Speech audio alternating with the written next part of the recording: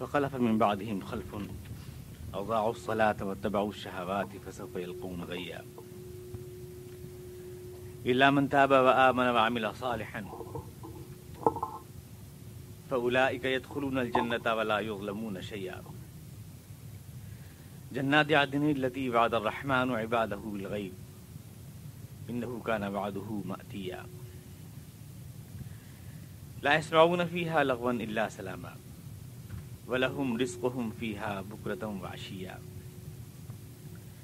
تلك الجنة التي نورث من عبادنا من كان تقيا وما نتنزل إلا بأمر ربك له ما بين أيدينا وما خلفنا وما بين ذلك وما كان ربك نسيا رب السماوات والأرض وما بينهما فاعبده واصطبر لعبادته هل تعلم له سميا.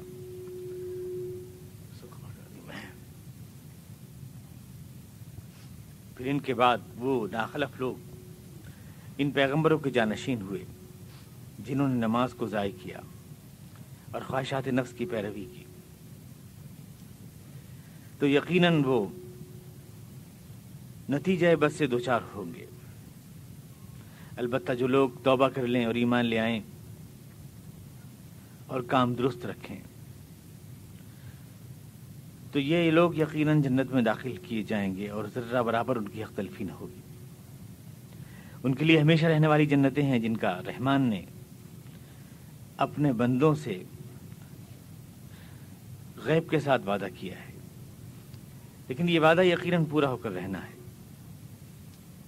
وہاں وہ کوئی بیہودہ بات نہیں سنیں گے، اور جو کچھ بھی سنیں گے سلامتی کی بات سنیں گے، اور ان کا رزق ان کو صبح اور شام پہنچایا جائے گا۔ یہ ہے وہ جنت جس کا وارث ہم اپنے بندوں میں سے صرف اس کو بنائیں گے جو پرہیزگار رہا ہے۔ اے نبی، ہم تمہارے رب کے حکم کے بغیر اترا نہیں کرتے۔ جو کچھ ہمارے آگے ہے اور جو کچھ پیچھے ہے اور جو کچھ اس کے درمیان ہے، ہر چیز کا مالک وہی ہے۔ تمہارا رب کوئی بات بھولتا نہیں ہے۔ وہ رب ہے آسمانوں کا اور زمین کا اور ان ساری چیزوں کا جو آسمان اور زمین کے درمیان ہے۔ تو اے لوگو، تم اسی کی بندگی کرو اور اس کی بندگی پر جمے رہو۔ کیا اس کائنات میں کوئی اور بھی تم کو اس کا ہم پلہ دکھائی دیتا ہے؟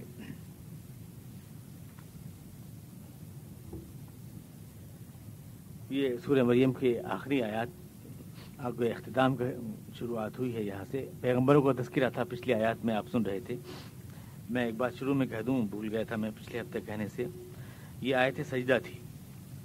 آج بھی آپ کیسٹ لگائی آپ نے تو اس میں بھی آیت سجدہ آئی، تو اس میں اکثر لوگوں نے آپ نے پچھلے ہفتے سنی ہوگی اور سجدہ تلاوت آپ نے نہیں کیا ہوگا۔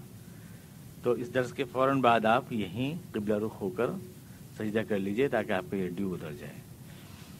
وہ پچھلے ہفتے مجھے کہنا چاہیے تھا، کئی لوگ آج درس میں نہیں آئے ہوں گے اور ان کا رہ جائے گا یہ سجدہ۔ بہرحال آج یاد کر کے آپ تحریر کر لیجیے گا۔ تو اس آیت کا اختتام یہاں پر ہوا تھا کہ پیغمبروں کو تذکرہ تھا، اور تمام ابراہیم علیہ السلام کا، اور اس کے بعد پھر موسیٰ علیہ السلام کا، اور پھر اس کے بعد اسماعیل علیہ السلام کا، ادریس علیہ السلام کا، اور اس سے پہلے جناب عیسیٰ علیہ السلام کا، یحییٰ علیہ السلام کا اور زکریا علیہ السلام کا تذکرہ اس صورت میں آیا ہے۔ اب یہ بات چونکہ یہاں ختم ہو رہی ہے، اور جن مشرکین کو اور اہل کتاب کو اور یہود کو خطاب کیا گیا تھا، نصارہ کو خطاب کیا گیا تھا، آپ کو میں نے عرض کیا تھا کہ عیسائیوں سے مخاطب کرنے کے لیے عیسیٰ علیہ السلام کا بیان کیا گیا کہ وہ کیا تھے اللہ کی نظر میں۔ یہودیوں کو مخاطب کرتے ہوئے موسیٰ علیہ السلام کو تذکرہ کیا گیا، مشرکین مکہ کو مخاطب کرتے ہوئے ابراہیم علیہ السلام کو تذکرہ کیا گیا۔ سارے وہ لوگ جو حضور اقدس کے لیے مشکلات پیش کر رہے تھے اس وقت ان حالات میں، ان سب کے سامنے ان کے جو پیغمبر تھے جن کے اوپر وہ ایمان رکھتے تھے ان کے تذکرے صورت میں آئے۔ قرآن کریم نے سارے پیغمبروں کو اولو العزم پیغمبر کہا، صادق الوعد کہا، مخلص اور نبی کہا، رسول کہا، اور ان کے کردار بلند کا پوری طرح سے اعتراف کیا اور تذکرہ کیا، پر ان کے ماننے والے کیوں ان کی راہ پر نہیں رہے؟ سوال یہ ہے۔ ظاہر ہے کہ عیسائیوں کو، عیسیٰ علیہ السلام کو اوصاف بلند کا تذکرہ ہوا، لیکن عیسائی جو ان کے ماننے والے ہیں ان کی مخالفت ہے۔ یہودیوں کے جو پیغمبر ہیں موسیٰ علیہ السلام، ان کے مقامات بلند کا ذکر ہوا، لیکن یہودیوں کو بدتنقید کی گئی۔ مشرکین مکہ کی ابراہیم علیہ السلام کا بہت ہی بلند الفاظ میں تذکرہ کیا گیا، لیکن مشرکین مکہ پہ تنقید کی گئی۔ تو یہ کیا فرق ہے کہ جن کو مان رہے ہیں ان کا کردار اور ہے، اور جو مان رہے ہیں ان کا کردار اور ہے؟ دونوں میں فرق کیوں ہے؟ وہ اثر کیوں نہیں آیا ان میں اپنے نبیوں کا، اپنے رسولوں کا، یا جن سے وہ اپنے نام کو وابستہ کرتے ہیں ان کا ذکر، ان کی سیرت میں، ان کے کردار میں اثر کیوں نہیں آیا؟ اس بات کو قرآن کریم ان آیات کے اندر بیان کر رہا ہے کہ پیغمبروں سے کوئی اختلاف نہیں ہے، موسیٰ علیہ السلام سے کوئی اختلاف نہیں ہے، عیسیٰ علیہ السلام سے کوئی اختلاف نہیں ہے، ابراہیم علیہ السلام سے کوئی اختلاف نہیں ہے، یہ جتنے بھی کے ماننے والے ہیں ان کے پیغمبروں سے کوئی اختلاف نہیں ہے، اختلاف خود ان سے ہے، لیکن ان کا تو قرآن کریم نے تصدیق کی ہے اور ان کی پیروی کرنے کا اور ان کے اتباع کرنے کا حکم دیا ہے۔ لیکن یہ قومیں جو نام لیتی ہیں پیغمبروں کا، کچھ لوگ تو کہتے ہیں کہ ہمارے بھارت کے جو ہندو لوگ ہیں یہ بھی قوم نوح ہے، نوح علیہ السلام کی قوم ہے، اور منو کو مانتے، گویا کہ منو کہتے ہیں، نوح علیہ السلام کو منو کہتے ہیں، یا برہما بگاڑ دیا ابراہیم علیہ السلام کا، یا موسیٰ علیہ السلام کو مانتے ہیں، شری کرشن کے روپ میں مانتے ہیں یہ لوگ، تو گویا یہ بھی پیغمبروں کے ماننے والے ہیں، پر پیغمبروں کے کردار کا اور ان کی تعلیمات کا اثر ان میں کیوں نہیں آیا؟ قرآن کریم اس بات کو بتا رہا ہے۔ فَخَلَفَ مِن بَعْدِهِمْ خَلْفٌ أَضَاعُوا الصَّلَاةَ، ہندوستان میں بھی آپ اس کو چھوٹے پیمانے پہ اس طرح دیکھ سکتے ہیں کہ ہندوستان میں جن لوگوں نے توحید کا پرچم لہرایا اور جن کے ذریعے لاکھوں لوگ مسلمان ہوئے اور اسلام، جنہوں نے صحیح توحید کی تعلیمات جن لوگوں نے پہنچائیں یہاں کے باشندوں تک، مثلا یہ صوفیاء کرام تھے، خواجہ معین الدین اجمیری رحمۃ اللہ علیہ تھے، یا خواجہ صابر کلیری رحمۃ اللہ علیہ تھے، یا دوسرے خواجہ قطب الدین تھے، اور بہت سے جتنے بھی ہیں، فرید الدین گنج شکر رحمۃ اللہ علیہ، جتنے بھی تھے، ان لوگوں نے اسلام کا پیغام دیا، شرک سے دور رہنے کی بات کہی، لیکن خود انہی کی ذات کو لوگوں نے شرک کا مرکز بنا لیا، خود ہی کی انہی کا آستانے جو ہے اچھے خاصے ان لوگوں نے مندر بنا لیے، جو اس دنیا میں، جو اس ملک میں اسلام کا چراغ جلانے کے لیے آئے تھے وہ خود شرک کی علامت بنا دیے گئے۔ تو پیغمبر جنہوں نے مانا، جنہوں نے پیغمبروں کو تسلیم کیا، ابراہیم علیہ السلام کو مشرکین مکہ نے تسلیم کیا، عیسائیوں کو عیسیٰ علیہ السلام کو تسلیم کیا، یہودیوں نے موسیٰ علیہ السلام کو تسلیم کیا، یا ہندوؤں نے نوح علیہ السلام کو تسلیم کیا، لیکن ان کی تعلیمات اور ان کے پیغامات کیوں ان کی زندگی میں نہیں آئے؟ اس کی بنیادی وجہ کیا ہے؟ اس کو قرآن کریم اس آیت کے اندر بیان فرما رہا ہے۔ فَخَلَفَ مِن بَعْدِهِمْ خَلْفٌ أَضَاعُوا الصَّلَاةَ، پھر ان لوگوں کے بعد جو لوگ آئے، عربی میں خلف اگر کہتے ہیں تو اچھے آنے والے کو کہتے ہیں، یعنی اگر بیٹا مان لیجیے آپ کا بیٹا بہت اچھا اور فرما بردار ہے تو اس کو عربی میں خلف کہیں گے، اور بیٹا آپ کا نافرمان ہے اگر تو خلف کہیں گے عربی میں، یعنی لام کے اوپر جزم لگا دیں گے، اور فرما بردار ہے تو خلف کہیں گے، لام کے اوپر زبر لگا دیں گے۔ قرآن کریم نے یہ خلف استعمال کیا، فَخَلَفَ مِن بَعْدِهِمْ خَلْفٌ، یعنی ان پیغمبروں کے بعد جو قومیں آئیں وہ نافرمان اور بد کردار اور بد نہاد اور قومیں تھیں، خلف تھے، وہ خلف نہیں تھے۔ ان کے بعد جو لوگ جانشین ہوئے وہ ان کی تعلیمات کو فالو نہیں کر سکے، بلکہ اضاعوا الصلاۃ، انہوں نے نماز کو ضائع کر دیا۔ یہ ایک بہت ہی گویا کہ بنیادی لفظ ہے جو قرآن کریم نے استعمال کیا، نماز کو ضائع کر دیا، یہ بات کہی قرآن کریم نے۔ ایمان کو ضائع کر دیا، عقیدے کو ضائع کر دیا، توحید کو ضائع کر دیا، یہ بات نہیں کہی، بلکہ نماز کو ضائع کر دیا، اضاعوا الصلاۃ، نماز کو انہوں نے ضائع کر دیا، واتبعوا الشہوات، اور شہوات کے پیچھے پڑ گئے۔ بنیادی وجہ یہ ہوئی کہ قومیں ٹریک سے کیوں ہٹ گئیں، جو پیغمبر تعلیم لے کر کے آئے اس سے کیوں ہٹ گئیں، اس کی بنیادی وجہ یہ ہوئی کہ انہوں نے نماز کو ضائع کر دیا۔ سارے پیغمبر نماز لے کر آئے تھے، یہ پچھلی آیت میں بھی آپ نے پڑھا کہ عیسیٰ علیہ السلام کہہ رہے ہیں کہ اس نے مجھے حکم دیا ہے وَجَعَلَنِي مُبَارَكًا أَيْنَمَا كُنتُ وَأَوْصَانِي بِالصَّلَاةِ وَالزَّكَاةِ، اللہ نے مجھے برکت والا بنایا ہے اور مجھے نماز کا حکم دیا ہے اور زکوٰۃ کا حکم دیا ہے۔ اور یہی بات دیکھیے ابراہیم علیہ السلام کہہ رہے ہیں، اور یہی بات جو ہے اسماعیل علیہ السلام کے بارے میں کہی گئی، کان یأمر اہلہ بالصلاۃ والزکاۃ، وہ اپنے اہل والوں کو، اپنے لوگوں کو نماز کا حکم دیتے تھے اور زکوٰۃ کا حکم دیتے تھے۔ اور یہی بات یحییٰ علیہ السلام کے دیکھیے کہہ رہے ہیں کہ مجھے اس نے حکم دیا ہے کہ میں اس کے لیے نماز قائم کروں اور زکوٰۃ دوں۔ تو نماز گویا اور زکوٰۃ کا حکم سارے پیغمبروں کو، حضور اقدس صلی اللہ علیہ وسلم کے ساتھ خاص نہیں ہے یہ کہ حضور اقدس کے اوپر حکم آیا ہے، یہ نماز کا اور زکوٰۃ کا یہ سارے پیغمبروں کے پاس آیا ہے۔ اور قرآن کریم نے بنیادی وجہ جو قرار دی، قومیں جو راہ سے ہٹ گئیں، اس کی وجہ یہ ہوئی کہ انہوں نے نماز کو ضائع کر دیا۔ گویا قرآن کریم کے نزدیک نماز وہ واحد عملی پروگرام ہے جو ابتدائی طور سے بندوں کو اللہ سے جوڑتا ہے، اور جب یہ رشتہ ٹوٹتا ہے اللہ تعالیٰ سے تو پھر آدمی صرف عمل کی دنیا میں نہیں بلکہ خیالات و اعتقاد کی دنیا میں بھی اللہ تعالیٰ سے الگ و جدا ہو جاتا ہے۔ یہ ایک ایسا اللہ تعالیٰ نے سسٹم بنایا ہے ہمیشہ ہر پیغمبر کو اسلامی معاشرے سے جوڑنے کے لیے، چنانچہ حکم جو دیا گیا ہے لوگوں کو مسلمان ہونے کے لیے، تو یوں کہا گیا ورکعوا مع الراکعین، کہ تم رکوع کرنے والوں کے ساتھ رکوع کرو، یعنی اسلام قبول کرو کو اس طرح سے کہا گیا کہ ورکعوا مع الراکعین، کہ رکوع کرنے والوں کے ساتھ، یعنی نماز پڑھنے والوں کے ساتھ نماز پڑھو۔ تو جو آدمی گویا نماز پڑھ رہا ہے وہ اسلامی سوسائٹی کا فرد ہے، اور وہ دنیا کو دکھا رہا ہے کہ میں نے سارے رشتے توڑ کر اپنے آپ کو اس سوسائٹی سے وابستہ کر لیا ہے۔ یہ ایک نظر آنے والی چیز ہے، آنکھ سے نظر آنے والی چیز ہے۔ آپ نہیں پہچانے جاتے، کسی بھی چیز سے نہیں پہچانے جاتے۔ آپ مسلمان ہیں یا غیر مسلم ہیں، آپ کس پیغمبر سے وابستہ ہیں، کون سی تعلیمات ہیں، دل میں آپ کے کون سا عقیدہ ہے، یہ کوئی نہیں جانتا، یہ کوئی نہیں جانتا۔ آپ کن چیزوں پہ یقین رکھتے ہیں اس بات کو کوئی نہیں جانتا۔ کپڑوں میں، لباس تراش خراش میں بھی اکثر لوگ کو زیادہ فرق نہیں ہوتا، نہیں پہچانے جاتے۔ رہن سہن میں جو چیز آنکھ سے دکھتی ہے الگ اور ایک سوسائٹی ہمیں بناتی ہے وہ یہی ہے کہ ملت اسلامیہ کے لوگ اکٹھا ہو کر ایک جگہ مسجد میں جمع ہوتے ہیں اور ایک مخصوص طریقے پر اللہ کی عبادت کرتے ہیں، اس سے ہماری پہچان ہوتی ہے، اور یہی سماجی دباؤ ہم کو مسلمان بنائے رکھتا ہے۔ اگر آپ بھی تجزیہ کریں کہ ہم میں سے بہت سے لوگ، یعنی ہم کروڑوں کی تعداد میں دنیا میں ہیں، لیکن اگر آپ جھانک کر دیکھیں، اور خاص طور سے ان لوگوں کو جو آج جدید اور ماڈرن تہذیب سے وابستہ ہیں، ان کو آپ جھانک کر دیکھیں اور آپ تجزیہ کریں اور انالیسس کریں کہ آخر وہ مسلمان کیوں ہیں، تو آپ یہ پائیں گے کہ وہ صرف سماج کے دباؤ میں مسلمان ہیں۔ بہت سے لوگ ایسے ہیں، یعنی اگر مسلم سوسائٹی کا دباؤ نہ ہوتا تو وہ اسلام چھوڑ کے بھاگ گئے ہوتے۔ اندر گھروں میں ان کے اعتقاد، ان کے خیالات بالکل، بہت سے لوگ جو اظہار رائے کریں گے اسلام کے بارے میں بہت اوپن اظہار رائے کرتے ہیں، بہت برہنہ، یعنی باکسنگ کا فری اسٹائل اسلام کے ساتھ کھیلتے ہیں، لیکن باہر آ کر کے وہ اپنے آپ کو مسلمان بتانے پر اور مسلم سوسائٹی کے ساتھ چلنے پہ مجبور ہوتے ہیں۔ ذاتی خیالات ان کے کچھ بھی ہوں لیکن چلنے میں مجبور ہوتے ہیں، اس لیے کہ جن بندھنوں میں بندھے ہوئے سوسائٹی کے، وہ سوسائٹی کے بندھن ان کو نکلنے نہیں دیتے اسلامی سماج سے۔ سوسائٹی بہت اہم چیز ہے، آدمی کو اعتقاد نہیں جوڑے رکھتا بلکہ یہ نظم انتظام جو سوسائٹی کا ہوتا ہے یہ جوڑے رکھتا ہے۔ تو اس سوسائٹی میں کو جوڑے رکھنے کے لیے نماز جو ہے وہ ایسا اجتماعی نظم ہے، 5 وقت آپ کو جمع کرنا مسجد میں، کہ آدمی چیک ہو جاتا ہے کہ یہ آدمی ہمارا ہے یا نہیں ہے۔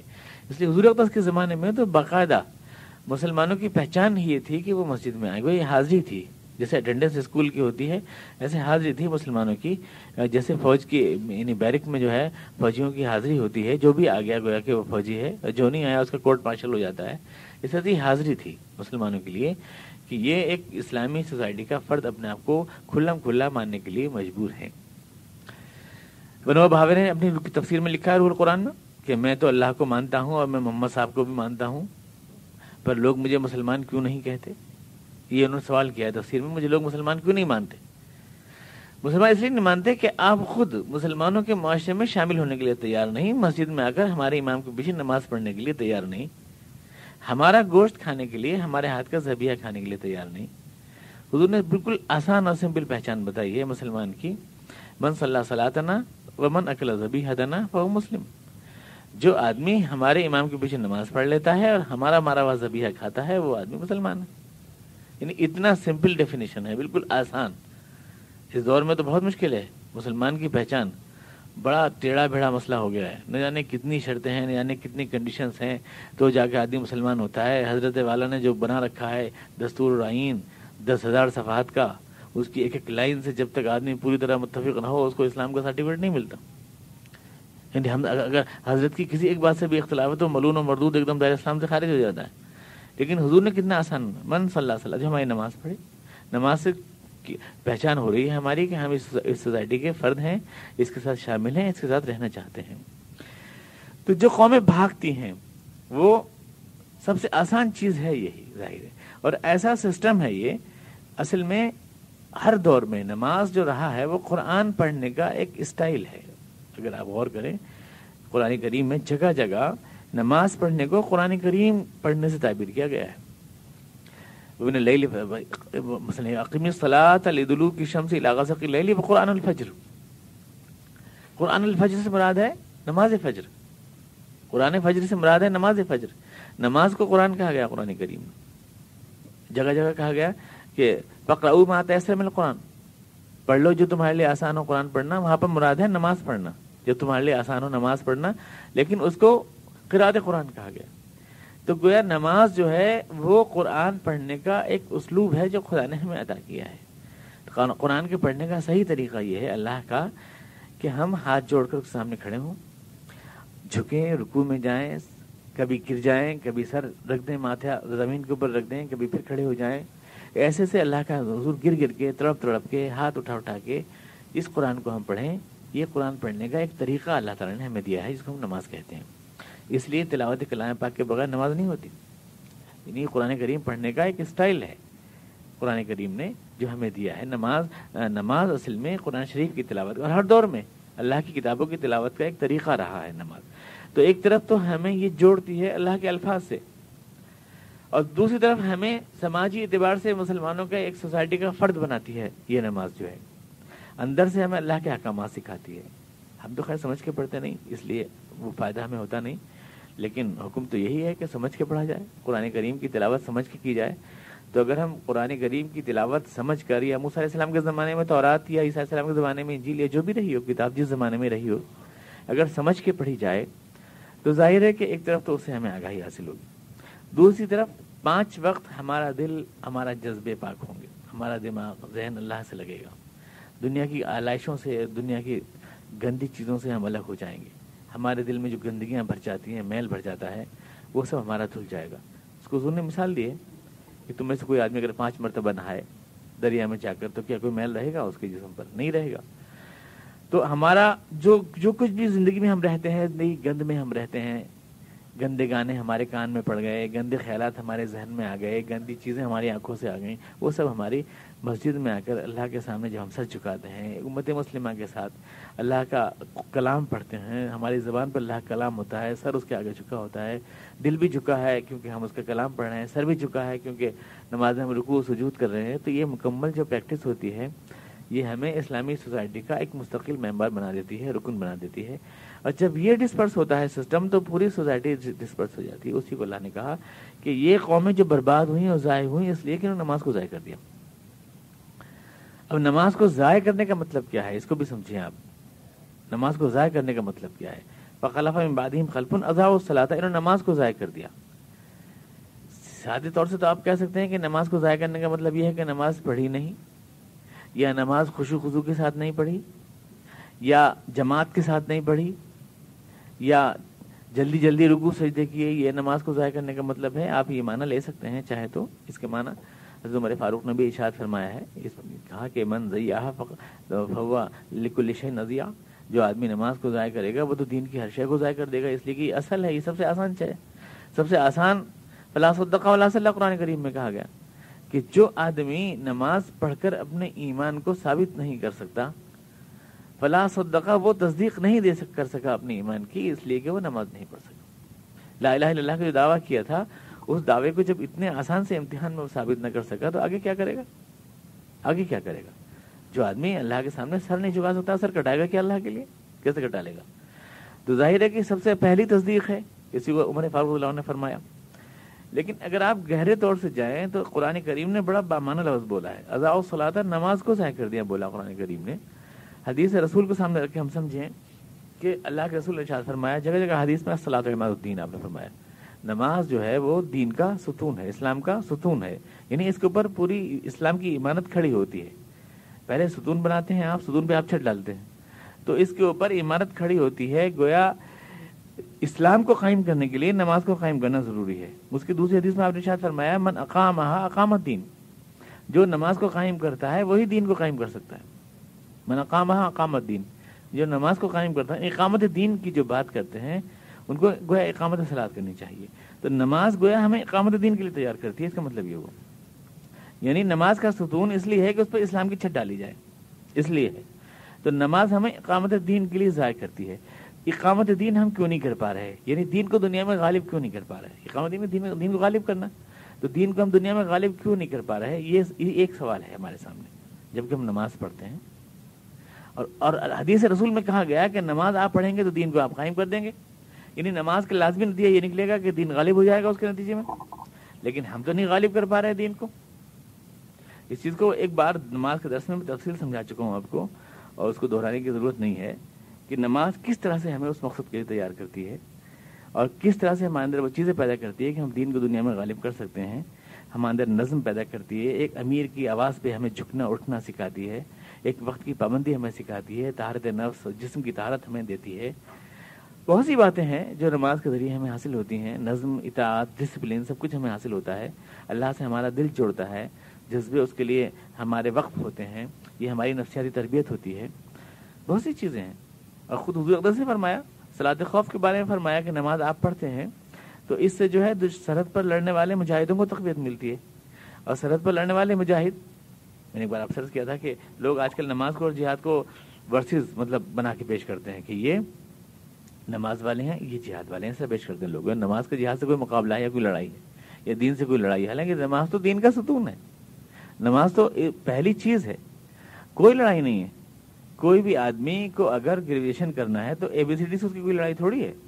وہاں سے اسٹارٹ ہے، اس کی اسٹارٹ ہے کہ نہیں صاحب یہ اے بی سی ڈی والے ہیں، یہ گریجویشن، ایسی کوئی بات نہیں ہے. یہ تو بنیاد ہے. نماز جو ہے بنیاد ہے. یہاں سے ہمارا ملی زندگی کا سفر شروع ہوتا ہے اور جا کر ختم ہوتا ہے اس دین کے غلبے کے اوپر. اور اس لیے باطل جب حملہ کرتا ہے تو بیہقی کی حدیث ہے، حضور نے ارشاد فرمایا کہ میری امت میں سے سب سے پہلے جائے گا حکم اور سب سے آخر میں جائے گی نماز. آپ نے ارشاد فرمایا کہ میری امت کا جو پہلے جو چیز جائے گی وہ جائے گا حکم، یعنی غلبہ اور اقتدار جائے گا میری امت سے، اور سب سے آخر میں نماز جائے گی. تو دیکھیے شروع تو یہاں سے ہوا کہ سب سے پہلے نماز اور اس کا نتیجہ غلبہ. لیکن باطل حملہ کرے گا تو پہلے غلبے پہ کرے گا ہمارے، اور سب سے آخر میں نماز کو چھینے گا ہم سے. تو اس کا مطلب یہ ہوا کہ یہ چیز نماز اس نتیجے پر جا کے پہنچتی ہے کہ اس ملت کو غلبہ عطا ہوتا ہے، اس دین کو غلبہ عطا ہوتا ہے، اور دشمن طاقتیں اسی چیز کو جو ہے سب سے پہلے نشانہ بناتی ہیں. نماز کو وہ آخر وقت تک معاف کرتی رہتی ہیں، اس کو اپنے لیے بہتر سمجھتی رہتی ہیں. وہی نہیں جانتی کہ نماز کا پیغام کیا ہے اور نماز کس منزل تک پہنچاتی ہے مسلمانوں کو. تو یہاں اصل میں اس کانٹیکسٹ میں کہہ رہا ہوں کہ یہاں قرآن کریم ان قوموں کے برباد ہونے کی وجہ یہ بتا رہا ہے کہ انہوں نے نماز کو ضائع کر دیا، یعنی غالب نہ رہ سکیں دنیا میں، ان کا غلبہ ختم ہو گیا. مثلا بنی اسرائیل کو کہا کہ نہیں فضلتکم علی العالمین، میں تمام دنیا میں تم کو جو ہے غلبہ عطا کیا تھا، فضیلت بخشی تھی. بنی اسرائیل کھو بیٹھے اس مقام کو. وجہ کیا ہے کہ وہ نماز کھو بیٹھے، انہوں نے اپنی نماز کھو دی. نماز پڑھتے تھے، یہ نہیں کہ نماز پڑھتے نہیں تھے، اور ہم بھی نماز پڑھتے ہیں، ایسی بات نہیں کہ ہم نماز نہیں پڑھتے. یہی بات میں آپ کو بتائیں، قرآن کریم کے الفاظ کی روشنی میں اس کا مطلب یہ ہوا کہ نماز ہمیں لازمی اس نتیجے تک پہنچاتی. من اقامہا اقام الدین، جو نماز کو قائم کریں گے وہ دین کو قائم کر لیں گے. لیکن ہم دین کو قائم نہیں کر پائے تو اس کا صاف مطلب یہ ہے کہ یہ امت باوجود اس کے کہ اس میں نماز کا بہت چرچا ہے اور نماز کا بہت نام ہے اور نماز کا بہت تذکرہ ہے، لیکن ہم اپنی نماز کو کھو چکے ہیں. اس کا یہ مطلب ہوا نماز کا ان لوگوں نے اپنی نماز کو کھو دیا، یعنی ضائع کر دیا. یعنی نماز سے جو مقصد حاصل کرنا چاہیے تھا وہ مقصد حاصل نہیں کر سکے، نماز کی حقیقت کو نہیں پہچان سکے، اپنے آپ کی وہ تربیت نہیں دے سکے. اس لیے نماز ہو کر بھی اس حقیقت تک نہیں پہنچ سکی اور وہ نتیجہ ان کو نہیں دے سکی. تو ان دونوں لفظوں کو ملائیں، حدیث کو ملائیں، تو صاف مطلب یہ ہوتا ہے کہ باوجود کہ ہم نماز کی بہت بات کرتے ہیں لیکن اس کے باوجود ہم اپنی نماز کو کھو چکے ہیں. یعنی آج وہ نماز نہیں ہے ہمارے پاس جو نماز کی شکل میں جو چیز موجود ہے وہ صرف ایک کمپیوٹر کی نماز ہے، اٹھک بیٹھک ہے. اس کے اندر وہ جوش نہیں، وہ جذبہ نہیں، وہ جنون نہیں جو ہمیں غلبہ دین تک پہنچائے. یہ وہ نماز نہیں جس کو قائم کرنے کا ہمیں حکم دیا گیا تھا. اس لیے اس کا مطلب یہ نماز ہے تو صحیح، پر اس کی حقیقت کو ہم کھو چکے ہیں. اس لیے وہ نتیجہ اور وہ رزلٹ برآمد نہیں ہو رہا جو ہونا چاہیے تھا. نماز ہماری کھو گئی ہے. اضاء الصلاۃ، یہ وہ لوگ ہیں جنہوں نے اپنی نماز کو کھو دیا. یہ وہ لوگ ہیں جنہوں نے اپنی نماز کو کھو دیا. نماز ہو کر بھی وہ رزلٹ نہیں لا سکی ان کا جو لانا چاہیے تھا. جسے ہماری نماز وہ رزلٹ نہیں لا رہی جو اس کو لانا چاہیے تھا. واتبعوا الشہوات، اب دیکھیے ہر جگہ تو زکوٰۃ کا ذکر ہے نماز کے ساتھ. کان یأمر اہلہ بالصلاۃ والزکاۃ، اب یہ تھا پچھلی آیت میں. اسماعیل السلام قوم حکم دیا کرتے تھے نماز کا اور زکوٰۃ کا. عیسیٰ السلام کے لیے تھا کہ واوصانی بالصلاۃ والزکاۃ ما دمت حیا. ہر جگہ نماز کے ساتھ زکوٰۃ کا ذکر کر رہا ہے ہر ایک پیغمبر. لیکن یہاں صرف نماز کا ذکر ہے، زکوٰۃ غائب ہے.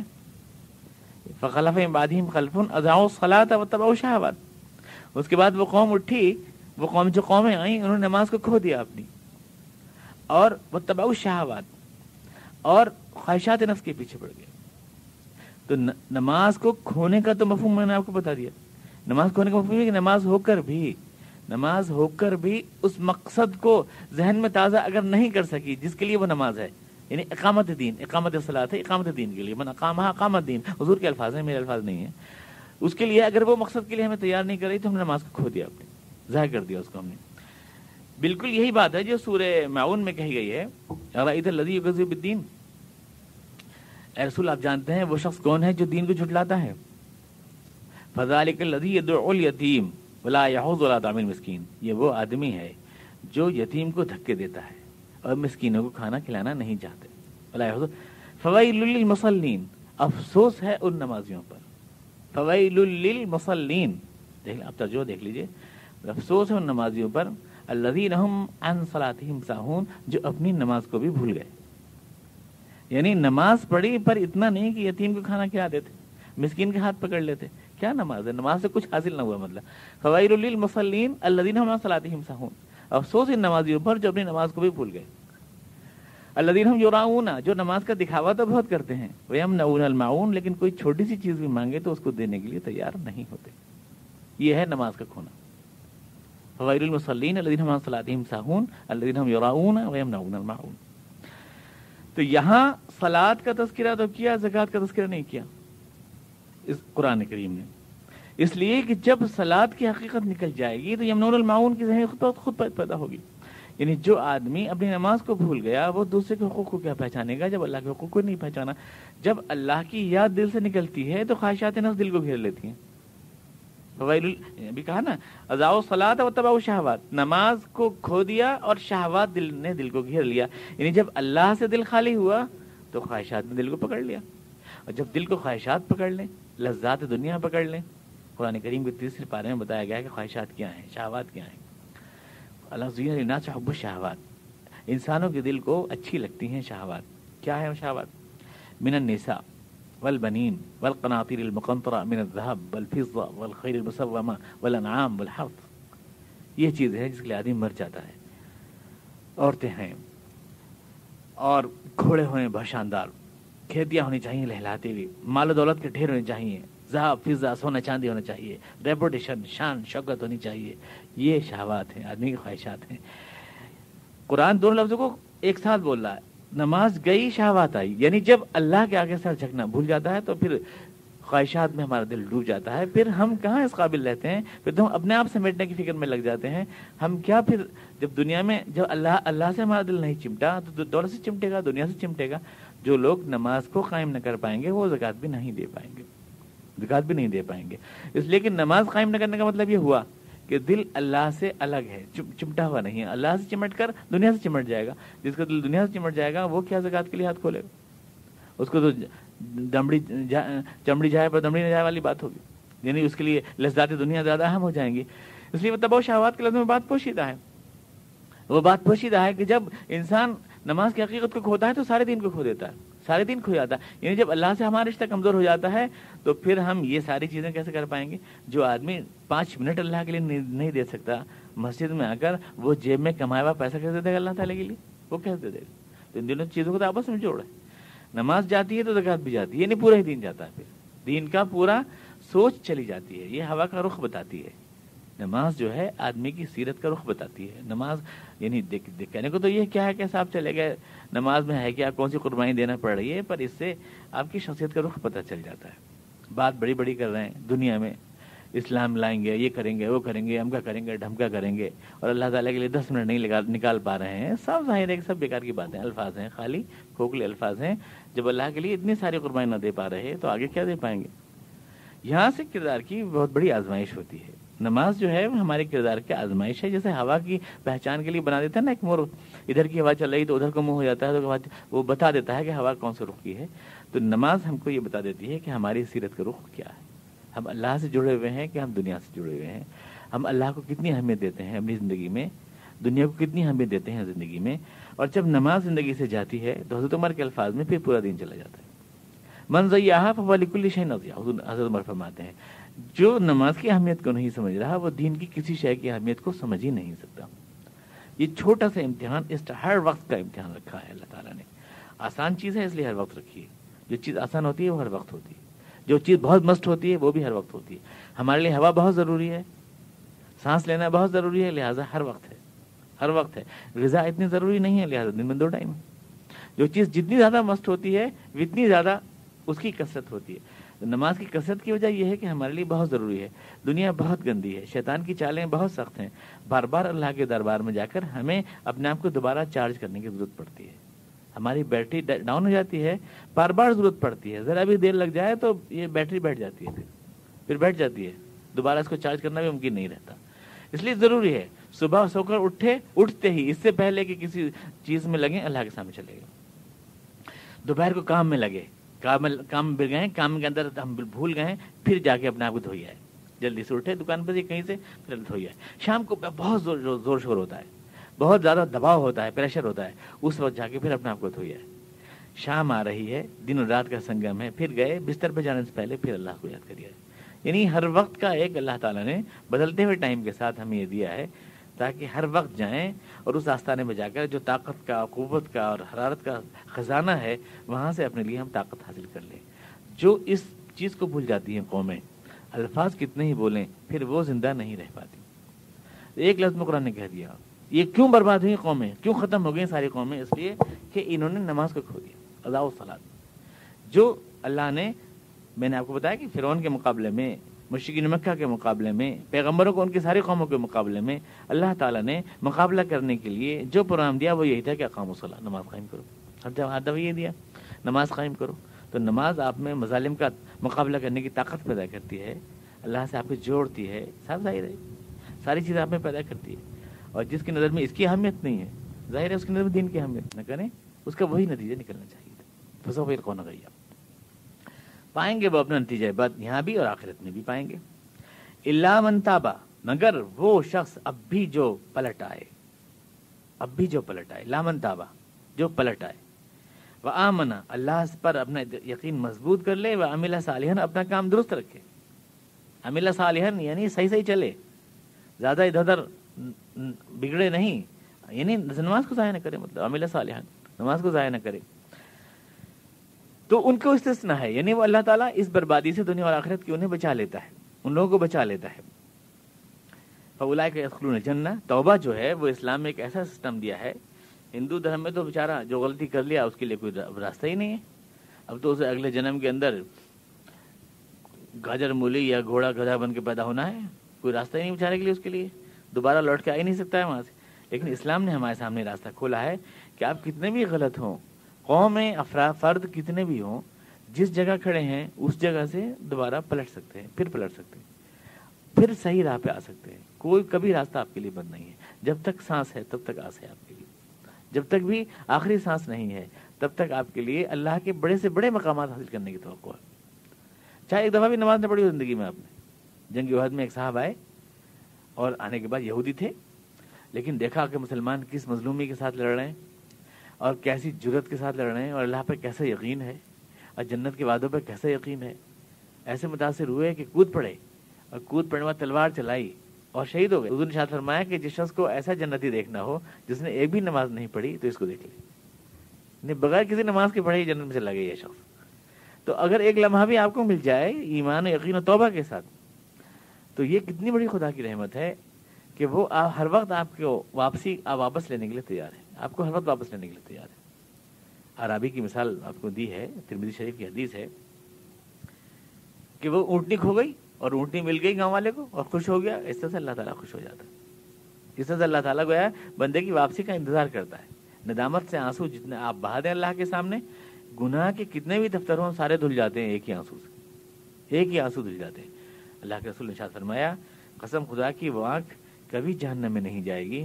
2 آنکھیں کبھی جہنم میں نہیں جائیں گی. آپ نے ارشاد فرمایا، ایک وہ آنکھ جس کی آنکھ سے ندامت کا آنسو نکلتا ہے اللہ کے سامنے، وہ آنکھ کبھی جہنم میں نہیں جائے گی. اور ایک وہ آنکھ جو مجاہدوں کی دیکھ بھال کے لیے رات بھر جاگتی ہے، وہ کبھی جہنم میں نہیں جائے گی. جو یعنی رباط جو لشکریوں کو دیکھتی رہتی ہے کہ دشمن کا حملہ تو نہیں ہو رہا ہے، اسلامی سرحدوں کی حفاظت کرتی ہے، اس کے لیے رات بھر جو آنکھ جاگتی ہے اللہ تعالیٰ اس کو آگ کا عذاب نہیں دے گا.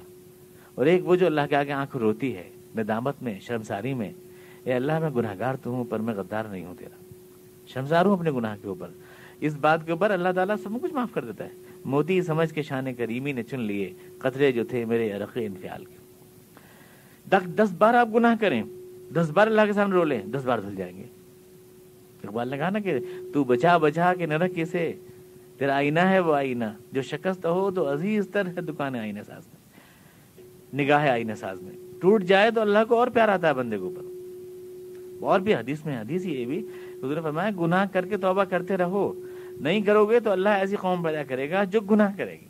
अला कुल्लुकुम खत्ताऊन, ऐसी कौम अल्लाह पैदा करेगा जो गुनाह करेगी और फिर अल्लाह से तौबा करेगी। यानी अल्लाह को तौबा पसंद है, अल्लाह के आगे झुक जाना पसंद है। नेकी के पुतले बनाना नहीं है आपको, फरिश्ते नहीं पैदा करना कि फरिश्ते बन जाएं आप सब। अल्लाह ताला को गुरूर तकवा से ज्यादा इनके सारे गुनाह पसंद है। यानी अगर आप नमाज पढ़ के सीना फुलाए फिर रहे कि वाह क्या नमाज पढ़ी है मैंने, सारे मोहल्ले में मेरे डंके, ऐसी नमाज आपके मुंह पे मार देगा अल्लाह ताला। और गुनाह करके रो रहे हैं अल्लाह के आगे, तो एक गुनाह जो सर झुका के किया गया वो उस नेकी से कहीं ज्यादा अफजल है जो सीना तान के की गई। गुरूर तकवा खुदा को पसंद नहीं है, उनके सारे गुनाह।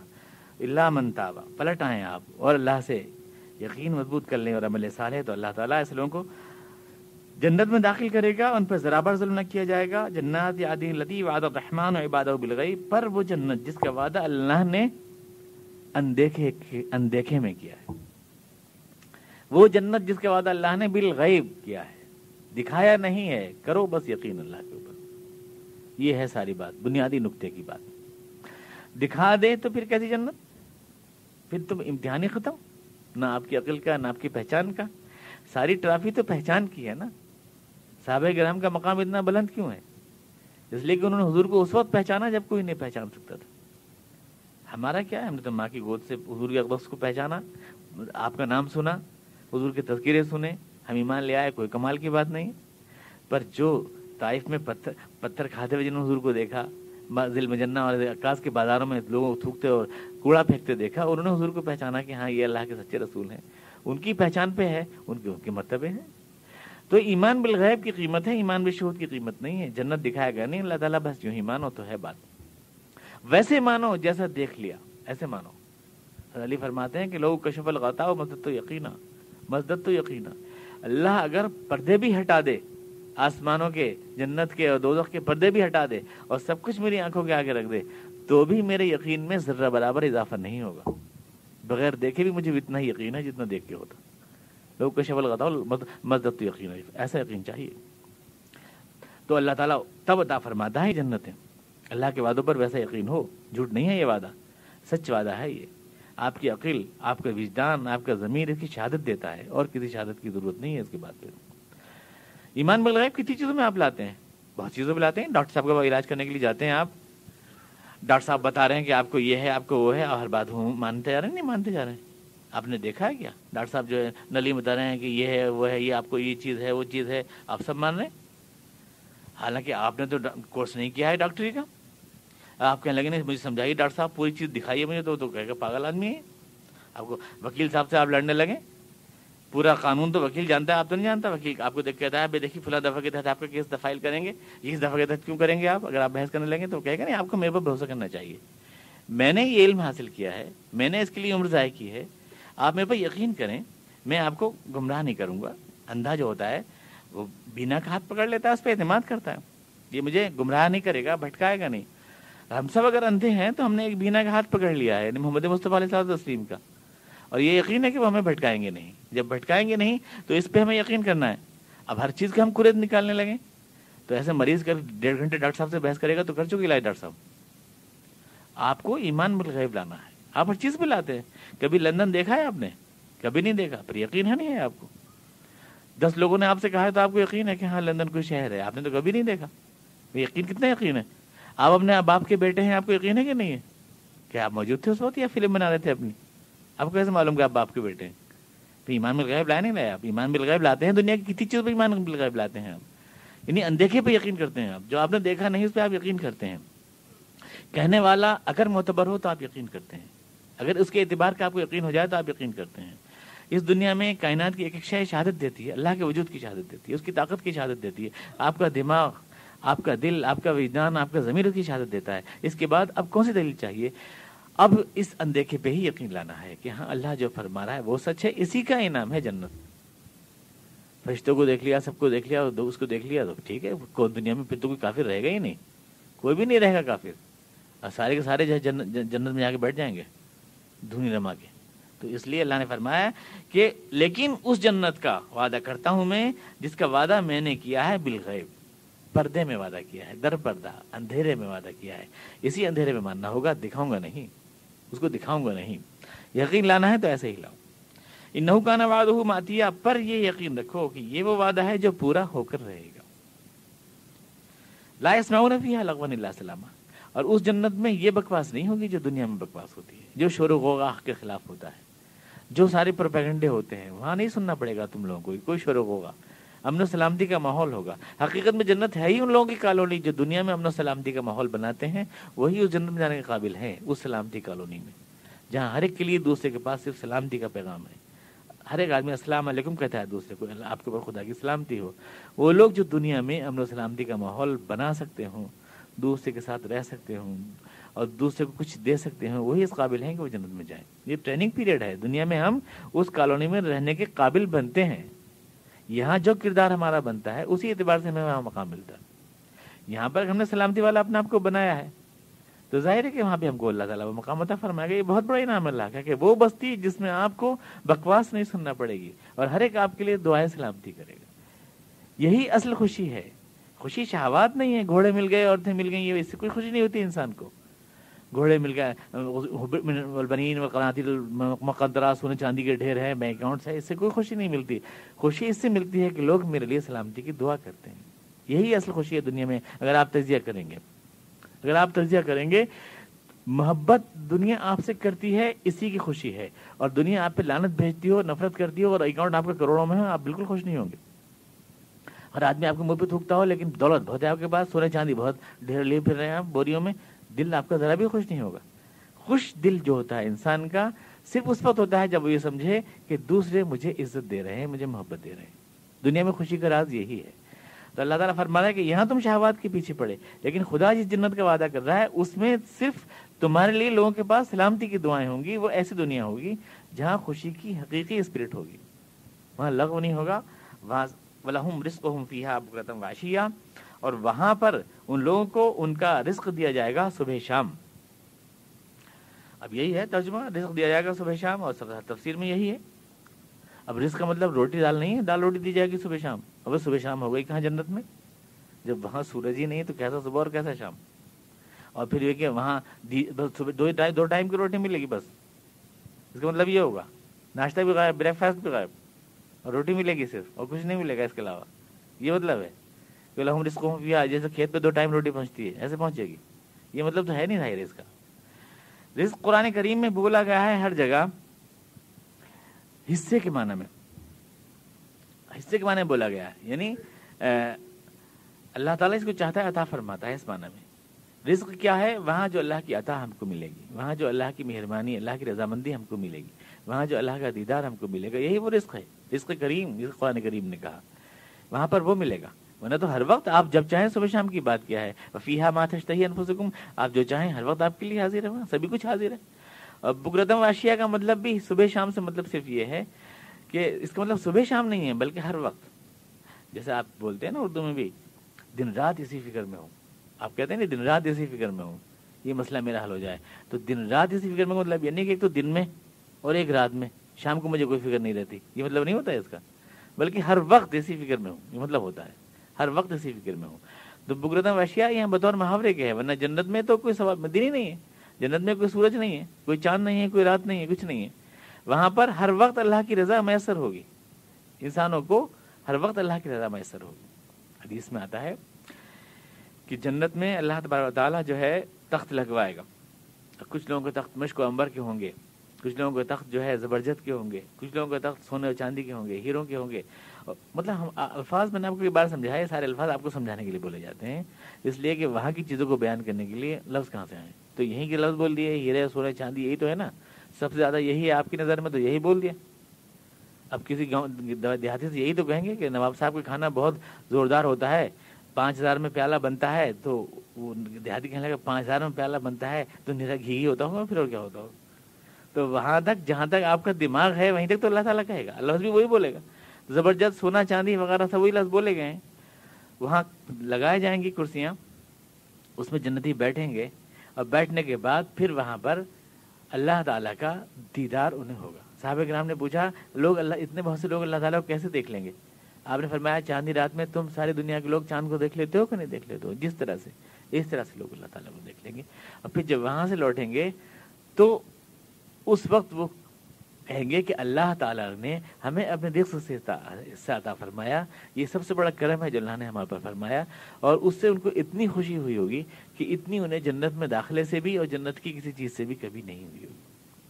تو حقیقی انعام جو ہے وہ یہ ہے در حقیقت اللہ تبارک تعالیٰ کا جو ہمارے پر ہوگا. اور اسی کے بعد اللہ تعالیٰ فرما رہا ہے تلک الجنت التی نورث من عبادنا من کان تقیا, اور یہ جنت صرف ان لوگوں کے لیے میرے بندوں میں سے جو تقوی والے ہیں.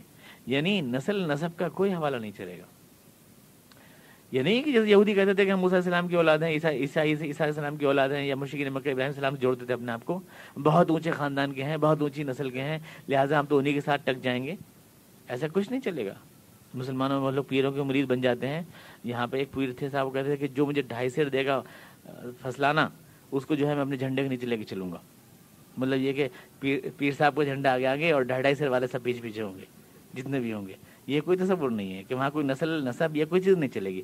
یہ جنت کا وعدہ میں صرف ان سے کر رہا ہوں جنہوں نے دنیا میں میرے خوف اور میرے تقوی کی زندگی گزاری. من کانا تقیہ, صرف ان لوگوں سے ہے, اور کوئی حوالہ اس کے علاوہ نہیں چلے گا. تقوی کے علاوہ اور کوئی حوالہ وہاں قابل قبول نہیں ہے. ایک ہی کرنسی ہے جو وہاں چلتی ہے بس. تلک الجنت التی نورث من عبادنا من کان تقیہ, یہ وعدہ میں اپنے بندوں سے صرف ان لوگوں کے لیے کر رہا ہوں جو تقوی والے ہیں. من کان تقیہ, جو بھی پرہیزگار رہا ہے زندگی.